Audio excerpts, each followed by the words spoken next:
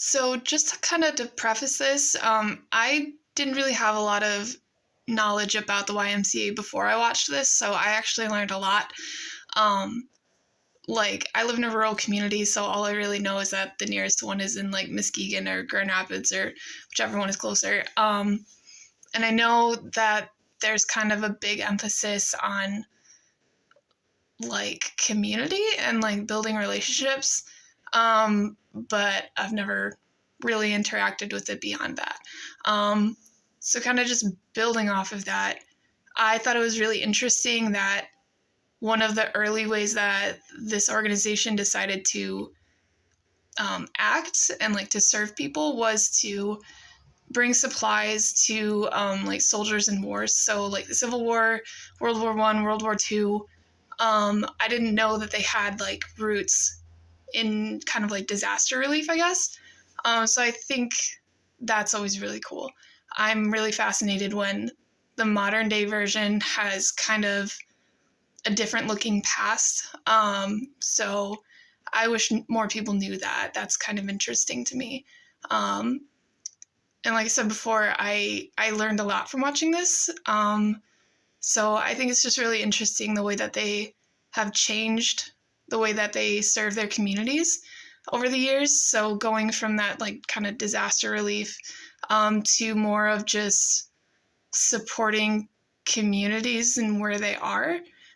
So I know that they have like a lot of physical health programs. I don't know, I think of the YMCA and I immediately think of like a gym or like a pool. But I also learned they have a lot of camping programs, which I didn't even know that.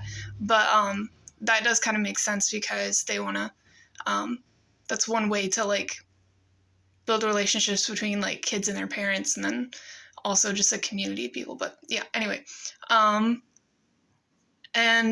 I wouldn't say this documentary like inspired me, but I feel more encouraged to be more of an active participant. I was actually watching this in the library, and halfway through, I switched over to a new tab and I started looking at opportunities to volunteer with like AmeriCorps, like in the summer. And so I was just like listening to that, and I just thought it was interesting that that happened at the same time. So yeah, I would say that that's something that this documentary kind of at least put the idea in my head. I think that the YMCA is still living up to what George Williams wanted it to, even if it looks different than from when he started it. It kind of sounded like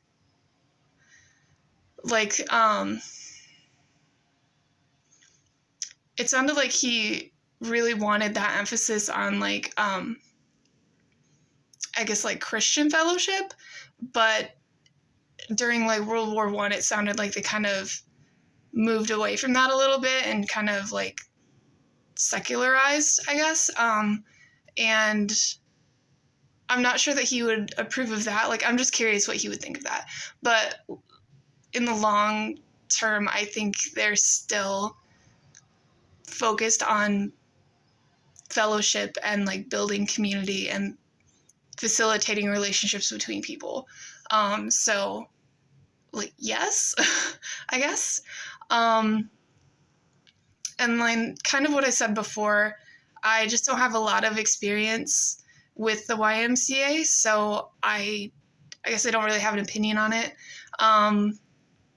But I know that they have a really large positive impact on the communities that they work in, and I think that's just kind of an overall good thing. So, yeah.